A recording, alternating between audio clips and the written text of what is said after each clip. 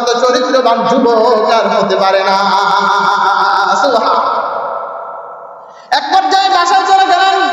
বাড়িতে যাওয়ার পর শুআয়ব আলাইহিস সালামের কাছে যখন চলে গেলেন, শুআয়ব আলাইহিস সালাম জিজ্ঞেস করলেন, যুবক তোমার বাড়িতে? বিস্তারিত ঘটনা শোনানোর পর এবার শুআয়ব আলাইহিস সালাম ডাক দিয়ে বললেন, যুবক রে, তুমি যে আমার উপকার করছো, আমিও তোমার উপকার করতে চাই। এমন সময় ভিতর থেকে কন্যাটা ডাক দিয়ে বলে, বাবা আমি একটা আবদার রাখতে চাই, আমি একটা দাবি রাখতে চাই। যেহেতু ওই যে সাপুরার চোখ মুসারে চিনতে ভুল করে নাই, এজন্য চিন্তা করলেন, বাবা আমি একটা দাবি পেশ করতে চাই। বলে কি দাবি? দাবিটা হলো, আমাদের যেহেতু বকরি দেখার জন্য একজন লোক লাগবে কি লাগবে না? অতএব আপনি একটা কাজ করেন, যেহেতু এই যুবক আমাদের উপকার করছে, আমরাও যুবকের একটা উপকার করি। যুবক যদি সম্মত থাকে, যুবক যদি রাজি থাকে, তাহলে আমাদের বকরি দেখাশোনার জন্য আজ থেকে আপনি যুবককে ওই কাজে নিয়োজিত করে দেন। এবার মুসা নবী আস্তে আস্তে যখন ভিতর থেকে এই প্রস্তাব পাইছে, মুসা নবী মনে মনে মনে খুশি। আমার এমনি ঘর নাই, বাড়ি নাই, এখন আবার থাকার জায়গা হইতেছে, তাহলে তো ভালোই হইল। কিন্তু মুখ খুলে তো আর বলতে পারে না। এবার শুআয়ব আলাইহিস সালাম ডাক দিয়ে বলে, যুবক আমি যদি তোমাকে আমার কাজে নিয়োজিত করে থাকবানি? তাই হ্যাঁ থাকবো। বিনিময় কি দিবা? বলে বিনিময় হলো আমি তোমাকে কি করব? আমার বিনিময়ে তোমাকে আমি খাবার দিব, তোমাকে আমি বকরি দিব, তুমি আমার এখানে থাকবা কি থাকবা না? হ্যাঁ ঠিক আছে, আমি আপনার এখানে থাকবো। আমি আপনার এখানে কি করবো? থাকবো। থাকতে থাকতে এক পর্যায়ে সাফুরা বড় হয়ে গেলেন। শুআয়ব আলাইহিস সালামের কন্যা যখন বড় হয়ে গেলেন, একদিন শুআয়ব আলাইহিস সালাম ডাক দিয়ে বলে, মুসা গো, তুমি আর কতদিন একা থাকবে? তোমার একটা বিয়ে করায় দেই। তা বিয়ে কি করায় দিবেন? বলে বিয়েটা হলো, তোমাকে আমি আমার যে আপন কন্যা আছে, আমার বড় কন্যা সাফুরাকে আমি তোমার সাথে বিয়ে দিতে চাই। মুসা নবী কয়, তাহলে তো ভালোই হইলো, এতদিন পর করছিলাম, আর কতদিন পর থাকতাম? পর থাকলে তো আর আদর করে না, জামাই হলে তো আদরটা বেশি হবে। অতএব আর দূরে থাকতে রাজি না।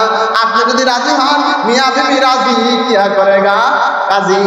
মিয়া বিবি রাজি, আপনিও রাজি, আমিও রাজি, তাহলে কাজী সাহেব কি করবে? অসুবিধা নাই। এটা আগের একটা স্লোগান ছিল, মিয়া বিবি রাজি কিয়া করেগা কাজী। এখনকার স্লোগান হলো, মেয়ে হইলে 18 না হইলে 18 ভিতরে মেয়ে যত জিনা টিনা যা করে অসুবিধা নাই, বিয়া করলে অসুবিধা। বুঝলেন না? 18 ভিতরে যদি মেয়ে বিয়ে করে, পুলিশ আইসা এটা বাল্য বিবাহ, ধর মার খা, টাকা দিলে তাড়াতাড়ি চলে যা। আর যদি 18 ভিতরে যদি জিনা টিনা যা করে অসুবিধা নাই। কিন্তু ইসলাম বলে না, একজন নারী যৌন চাহিদা আসছে, সে বালেগ হয়েছে, বালেগা হয়েছে, পুরুষ বালেগ হয়েছে, সে বিবাহ করবে। একজন মহিলা বালেগা হয়েছে, তাকে বিবাহ দিয়ে দিবে। সবার শারীরিক গঠন একটা, সবার চাহিদা একটা। আপনি যদি কোন 18 বছর, তাহলে 18 বছরের ভিতরে নারী যদি আরো 10টা জায়গায় গুনাহ করে, এর দায়িত্ব দেবেন। আগের জন্য স্লোগানটা এটাই ছিল, মিয়া বিবি রাজি কিয়া করেগা কাজী। এখন আর কাজী সাহেব আর মিয়া বিবি রাজি থাকলে হবে না। যুবক, তোমার কিন্তু 18 বছর কি হওয়া লাগবে? পূরণ হওয়া লাগবে। 18 পূরণ না হলে বিয়ে করা যাবে। এবার শুআয়ব আলাইহিস সালাম যখন প্রস্তাব দিলেন, চিন্তা করলেন, আমি আর দেরি করে লাভ নাই। আপনি কি করতে পারেন?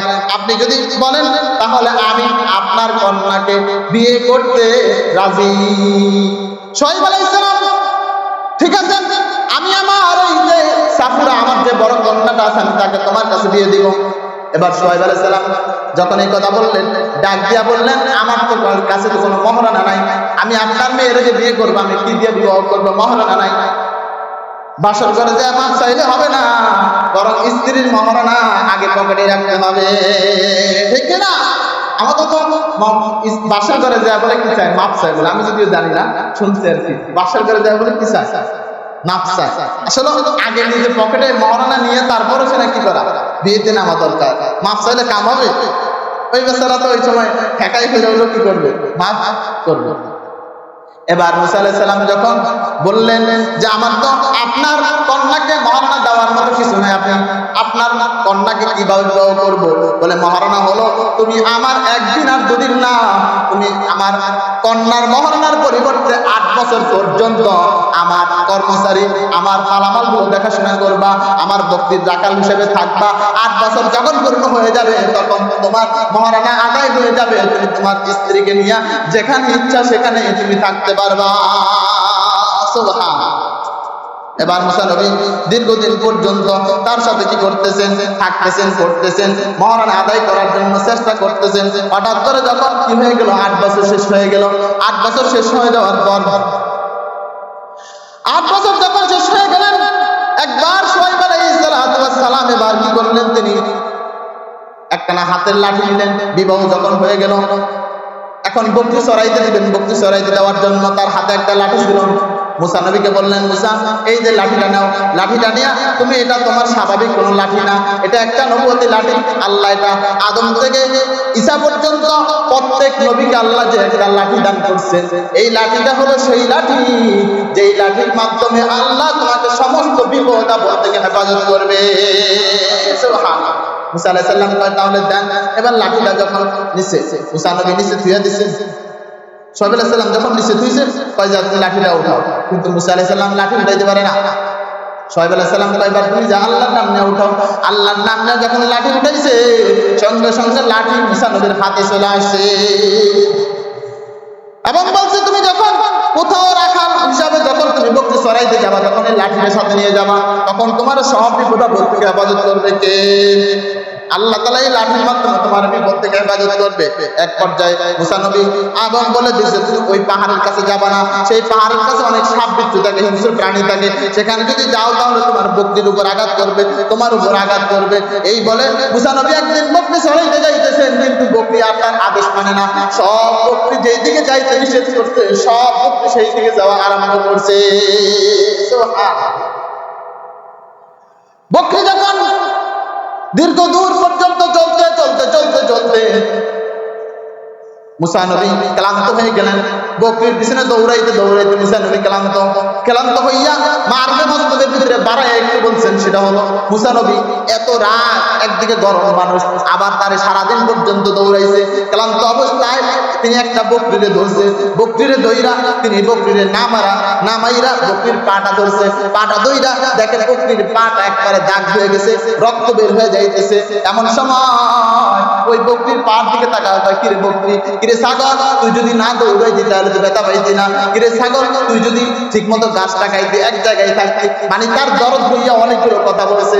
আল্লাহ রাব্বুল আলামিনের কাছে এত ভালো লাগছে, আল্লাহ কয় মুসা রে, বকরি চড়াইতে চড়াইতে উম্মত চড়ানোর যোগ্যতা তোমার ভিতরে অর্জন হয়ে গেছে। অতএব তোমার এখন নবুয়তি দেওয়ার একটা যোগ্যতা হয়েছে। তুমি যদি ওরে এখন মারতা, কারণ শরীরে তো গরম, তুমি এখন দরকার ছিল ওরে মারা, কিন্তু গরম অবস্থায় তুমি না মাইরা বরং ওরে আদর করতেছো আর ওরে সান্ত্বনা দিতেছো। আহা, তুই এদিকে নাচ করতে ব্যথা পাইতি না। এভাবে দীর্ঘ সময় কথা বলতে বলতে মুসা নবীর শরীর ক্লান্ত হয়ে গেছে। ক্লান্ত শরীর নিয়ে এবার মুসা নবী ঘুমায় গেছেন। আর বকরিগুলো কি করতেছেন, যেই জায়গায় চড়াইতে নিষেধ করতে সেই জায়গায় ঘাস খাইতেছেন। মুসা নবী ক্লান্ত শরীর নিয়ে ঘুম থেকে উঠা তাকায় দেখতেছেন, তার পাশে একটা মরা সাপ দেখা যায়। কি দেখা যায়? মরা সাপ দেখা যায়। মরা সাপ দেখা মুসা নবী ভয়ে তাড়াতাড়ি বকরিগুলো নিয়ে বাসায় চলে আসছে। বাসায় চলে আসার পর শুআয়ব আলাইহিস সালামকে ডাক দিয়া বলেন, আপনি আমার যে পাহাড়ের কাছে যাইতে বলছেন, সেই পাহাড়ে আসতে আমার অজান্তে বকরিগুলো দৌড়ে চলে গেল, কিন্তু সেখানে আমি যখন ঘুমাইছি, ঘুম থেকে উঠে দেখি আমার পাশে বড় একটা সাপ। কে মারলো, কোত্থেকে আসলো, কিভাবে আসলো আমি জানি না। শুআয়ব আলাইহিস সালাম তো নবী মানুষ, তিনি ডাক দিয়া বললেন, তুমি কি জানো না এই গাছটা তো স্বাভাবিক কোনো গাছ না, এই লাঠিটা তো স্বাভাবিক কোনো লাঠি না, বরং এটা প্রত্যেক নবীদের মুজিজা, আল্লাহর জান্নাতের একটা লাঠি। আমি তোমাকে ওয়ারিস সূত্রে এটা দান করেছি। কেন দান করেছি? যেহেতু আমার স্বামী, তুমি আমার মেয়ের বিবাহ করছো, আমি হাতিয়া হিসাবে তোমাকে দিয়েছি। এটার এমন একটা মুজিজা, তুমি যখন সেখানে ঘুমাইছো, ঘুম অবস্থায় হিংস্র অনেকগুলো প্রাণী সাপ দিচ্ছে তোমার বকরির আঘাত করতে আসছে। আঘাত করতে যখন আসছে, এই সাপটা তুমিও যদি লাঠিটা পাশে রাইখা ঘুমাইছো, কিন্তু এটা লাঠি আর লাঠি ছিল না, বরং ওই লাঠির সাপের ভূমিকা নিয়ে সব হিংস্র প্রাণী আর সাপ ধরে দূর সরাইয়া দিছে। সর্বশেষ একটা সাপ তার আদেশ যখন শুনলো না, তিনি তাকে আঘাত করেছে। আঘাত করার কারণে সাপটা মারা গেছে। আর ওই সাপটারে তুমি ঘুম থেকে ওইটা মৃত অবস্থায় পাইছো। এবার দীর্ঘদিন পর্যন্ত শেষ, 8 বছর শেষ হয়ে গেল। 8 বছর শেষ হওয়ার পর এবার একটা অফার ঘোষণা করছে। শুআয়ব আলাইহিস সালাম কি করছে? কোনো বর্ণায় লিখছে যখন 4 বছর শেষ হয়েছে ওই সময়, কোনো বর্ণায় লিখছে যখন 8 বছর শেষ হয়েছে তখন, কোনো বর্ণায় লিখছে 5 বছর। আমরা মাঝখানে দিয়ে ধরলাম 5 বছরের সময়। 5 বছরের সময় শুআয়ব আলাইহিস সালাম হঠাৎ একদিন ঘোষণা করলেন, মুসা তুমি তো দীর্ঘদিন পর্যন্ত আমার বকরি চড়াও, একদিকে তুমি আমার বকরির রাখাল, দ্বিতীয়ত আমার মেয়ের জামাই, অতএব তুমি যেহেতু আমাদের দীর্ঘদিন পর্যন্ত কাজ করো, আজকের একটা ঘোষণা, এই বছর যত নরসানা হবে মানে মাদি হবে, যদি আমার বকরির যে কয়টা মাদি হয় সব আমি তোমারে দান করে দেব। সুবহানাল্লাহ, আল্লাহর কি কুদরত! ওই বছরে যত বকরি হইছে, যত ছাগল হইছে, সবগুলো মাদি বকরি হইছে। সুবহানাল্লাহ, যেমন কথা তেমন কাজ। এখন বকরির মালিককে যেহেতু বলছে এই বছর যত নর হবে সব তোমার, এই জন্য যতগুলো নর হয়েছে সবগুলো মুসা নবীরে দিয়ে দিচ্ছে। দিয়ে দেওয়ার পর মুসা নবী এখন আস্তে আস্তে মালিক হইতেছে, আস্তে আস্তে কি হইতেছে, তার মানে শ্বশুরে জামাইয়ের কিছু হাদিয়া দেওয়া কিন্তু জায়েজ আছে, অসুবিধা নাই। তবে চায় না, উনি কিন্তু চায় না। হঠাৎ উনি উনার মন থেকে কি করছে, ঘোষণা করছে যে কি তুমি যেহেতু আমার দীর্ঘদিন কাজ করো, এজন্য এবছর যত নর হবে সব কি তোমার। অতএব উনি খুশি হয়ে যদি দেয় অসুবিধা নাই, কিন্তু আপনি যদি স্বেচ্ছায় জোর করে নিতে যান তখনই অসুবিধা। কিন্তু আমার দেশে তো সেদিন সিলেটে এক মেয়ে পাশে গেছে, আত্মহত্যা করছে। কেন? তার বাবা মেয়ের বাড়িতে ইফতারি নিয়ে আসছে, ইফতারি একটু কম হয়েছে, এজন্য শাশুড়ি এমন কথা বলছে, মেয়ে কষ্টে বাবাকে মেয়ের সামনে অত্যাচার করছে, গালিগালাজ করছে, কষ্টে তিনি দরজা আটকায়া ফ্যানের সাথে আত্মহত্যা করছে। কিরে খয়রাতি, তোমার যদি ইফতার দিতে আপনার টান করে দেয়, মসজিদে মসজিদে যায় ভিক্ষা করলে তো ইফতারি পাও, কি শ্বশুর বাড়ির ইফতারি খাওয়ার জন্য বৈশা থাকে, এমন কপাল পর আছে না নাই? শ্বশুর বাড়ির যৌতুকের আশায় মেয়ের জন্য বৈশা থাকে, যৌতুক মিলে ওই সংসারে শান্তি থাকে? শান্তি থাকে না। তখন মেয়ের শরীরে একটা গরম থাকে কি থাকে না? কিন্তু শুআয়ব আলাইহিস সালাম তিনি চিন্তা করলেন জামাই যেহেতু চায় না, অতএব আমি গোপনে গোপনে কৌশলে দেই, যাতে জামাই এটা মনে না করে আমি জামাইয়ের হাদিয়া দিলাম, আবার মেয়েও যাতে মনে না করে আমি তার যৌতুক দিলাম। দ্বিতীয় এমন কৌশলে, কারণ আপনি হুন্ডা কান দিচ্ছেন, মেয়ের হাতে উঠে দিয়ে দেখুন জামাইরে বোঝা দিচ্ছে, উদ্দেশ্য হলো আপনি কৌশলে কি করছেন, এমনি না করে ধরো তোমার 1 লাখ টাকা দিলাম, তুমি হুন্ডা কিনে নিও, পরে আমার টাকাটা কি করো দিয়ে দিয়ে, মেয়েও বুঝতো না, কেউ বুঝতো না, পরে আপনি টাকা নিলেন অথবা না নিলেন, গোপনে গোপনে শেষ। শুআয়ব আলাইহিস সালাম সে কৌশল করছে যে কি বকরি যা হবে সব তোমার দিয়া দিব, তার মানে তুমি কাজ করছো সেই হিসাবে পাইছো, মেয়েও বুঝবে না যৌতুক, উনিও বুঝবে না যৌতুক, এই জন্য উভয়ে যাতে কোনো জনের ভিতরে যাতে মাল নেওয়ার দ্বন্দ্ব না হয়, শুআয়ব আলাইহিস সালাম কৌশলে তাকে সব মালের মালিক বানায়া দিতেছে। সুবহানাল্লাহ, আল্লাহর কি কুদরত! ওই বছর যা হয়েছে বকরি সব কি হয়েছে, বকরি হয়েছে। শুআয়ব আলাইহিস সালাম হাই হাই কি একদিন মধ্যে বললাম এবছর তো আমার বকরি কি নাই, একটাও নাই। শুআয়ব আলাইহিস সালাম আবার দ্বিতীয় বছর ঘোষণা করছে, শোনো এই বছর যতগুলো কালো বর্ণের প্রাণী জন্ম নেবে প্রত্যেকটা প্রাণী তোমাকে আমি দান করে দেব, কালো বর্ণের ছাড়া যদি হয় তাহলে সবগুলো আমার। আল্লাহর কি কুদরত! ওই বছরে যতগুলো বকরি হয়েছে সবগুলো আল্লাহ কালো বকরি দান করছে। তাহলে এক বছর বকরি সব পাইছে, দ্বিতীয় বছর আবার যখন কালো বলছে সবগুলো কালো। শুআয়ব আলাইহিস সালাম আস্তে আস্তে তার বান্ধ হয়ে যাইতেছে, খালি ওনারটা আস্তে আস্তে কি যাইতেছে, ভরে যাইতেছে, ভরে যাইতেছে। কৌশলে কৌশলে জামাই বাবুরে আস্তে আস্তে টাকার মালিক বানায়া দিতেছে। এবার তৃতীয় বছর আবার ঘোষণা করলো, তৃতীয় বছর বলছে যে কালো বললে একটা বিপদে বলছে, এবার কালো না, এবার বলতেছেন সাদা বর্ণের যত বকরি হবে, কি বর্ণের, সাদা বর্ণের যত বকরি হবে সব বকরি আমি মুসা তোমার দান করে দেব, আর সাদা বর্ণের ছাড়া যেগুলো হয় সেগুলো আমার দিয়ে দিবা। আল্লাহর কি কুদরত! তৃতীয় বছর যখন বকরি আসলো সবগুলো বকরি আল্লাহ রাব্বুল আলামিন সাদা কালার দান করে দিয়েছে। শুআয়ব আলাইহিস সালাম ঠিক আছে, ওই বাদিগুলো তোমার, কালোগুলো তোমার, আর সাদাগুলো তোমার। এবার চিন্তা করেন না, এবার কালারে বলা যাবে না, কালার করলে ভেজাল, কালার করলে দাম ফাঁকি হয়ে যায়, এজন্য এবছর আর কালার বলবো না। এবার কান কপালিয়া মানে চিৎকুবরা রঙের, যে কপালের দিকে সাদা থাকবে, বাকিগুলো ভিন্ন কালার থাকবে, এমন প্রাণী তো খুব কম হয়, কম হয় না? এই জন্য কয় সান কপালিয়া যত প্রাণী থাকবে এবছর যদি জন্ম নেয় সবগুলো তোমার, আর যদি চাঁদ কপাল না হয়ে অন্য কালার হয় তাহলে সেটা আমার। আল্লাহর কি কুদরত। এবার যখন চতুর্থ বছরে ঘোষণা দিলেন, ঘোষণা দেওয়ার সাথে সাথে যতগুলো পক্ষী যতগুলো প্রাণী জন্ম নিয়েছে সবগুলো প্রাণী চাঁদ কপালওয়ালা হয়ে গেছে। সুবহানাল্লাহ। এখন দীর্ঘদিনের পরে 3-4 বছরের অভিজ্ঞতা, 3-4 বছর কাজের কারণে এখন শুআয়ব আলাইহিস সালামের থেকেও মুসা আলাইহিস সালামের টাকা পয়সা ধন সম্পদ বাইরে গেছে। এবার দীর্ঘদিন যখন হয়ে গেলেন, দীর্ঘদিন থাকার পরে এবার মুসা আলাইহিস সালামের শুআয়ব আলাইহিস সালাম ডাক দিয়েছে, আসো। কি আসো? তুমি এবার আসো। কি জন্য আসবা জানো? এখন আমাকে আমার ঘরে রাখার দরকার নাই।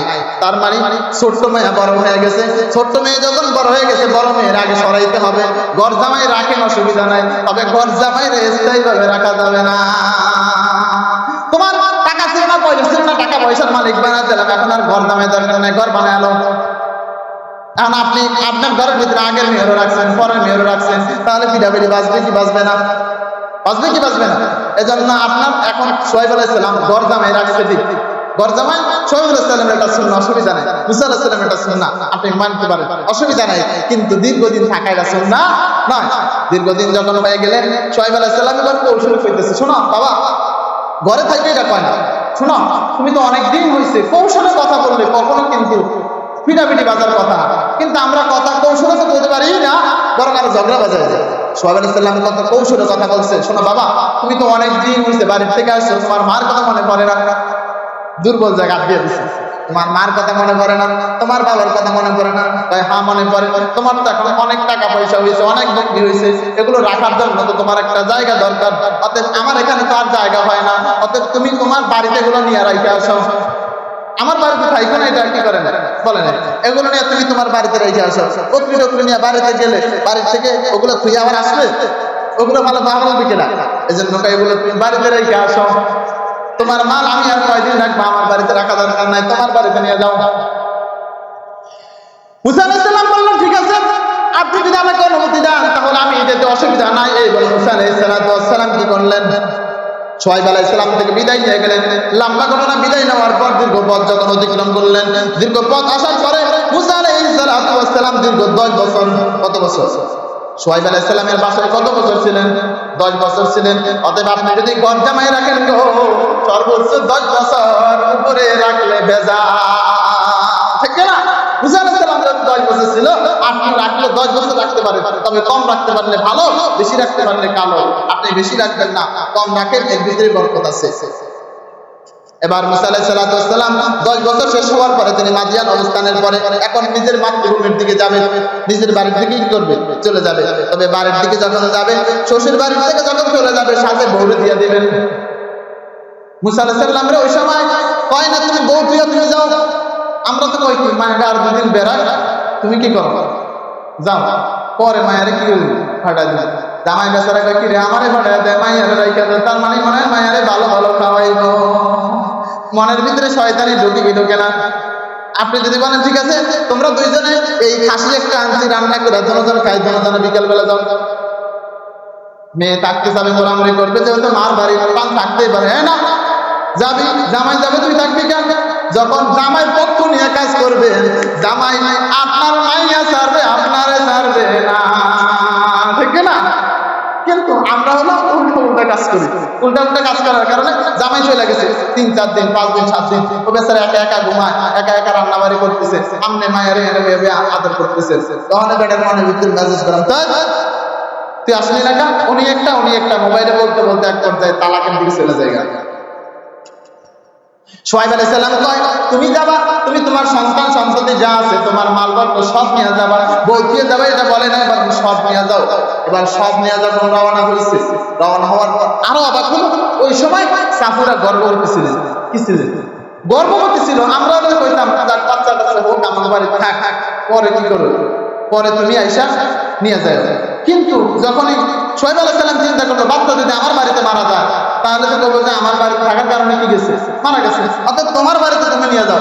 যদি বাচ্চা যদি আল্লাহ রাখে, জীবিত রাখে, তাও তোমার, না রাখলেও সেটাও তোমার। আপনি রাইখা দিচ্ছেন আপনার বাড়িতে, যখন বাচ্চা মারা গেছে তখন তার শ্বশুর শাশুড়ির দুর্বলতায় ডাক্তার আনতে দেরি হয়েছে, আর ইয়ার কারণে আমার বাচ্চারা মারা গেছে, এই মনের ভিতরে শয়তানি। কিন্তু নিজের বাড়িতে হইলে এটা আর থাকতো না, এই সমস্যা থাকতো না। সোহাইব আলাইহিস সালাম বললেন ঠিক আছে তুমি চলে যাও। এবার বকরির পাল সব নিয়ে মুসা আলাইহিস সালাম রওনা হয়ে গেছে। মুসা আলাইহিস সালাম তার দায়িত্ব সব কিছু নিয়ে যখন চলতে চলতে মুসা নবী যখন তুর পাহাড়ের কাছে আসছে, তুর পাহাড়ের কাছে আসার পরে মুসা নবীর স্ত্রী সাফুরার বেদনা শুরু হয়েছে, প্রসবের বেদনা শুরু হয়ে গেছে। প্রসবের বেদনা শুরু হওয়ার পর একেবারেই ঠান্ডার ভিতরে এগুলো আগুনের দরকার। এখন তো বিভিন্ন রকমের প্রযুক্তি আছে, ওই সময় তার এত কিছু ছিল না। আগুনের দরকার। মুসা নবীর কয় মুসা গো আপনি যে আগুন নিয়ে আসেন, কি করেন? আগুন নিয়ে আসেন। মুসা নবী